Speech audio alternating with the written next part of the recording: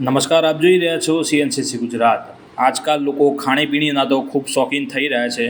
એમાં ખાસ કરીને ગુજરાતના લોકો તો ખૂબ વધુ પ્રમાણમાં નાસ્તા અને બહારનું જમવાના શોખીન હોય છે।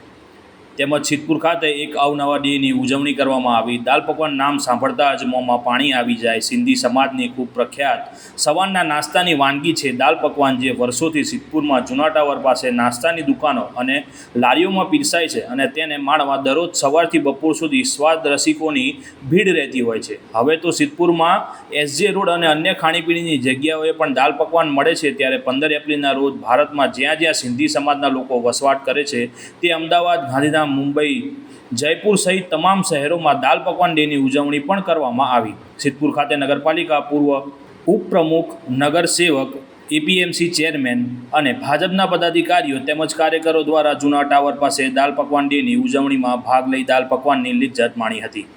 રિપોર્ટર ધ્રુવ કુમાર દવે, સિદ્ધપુર।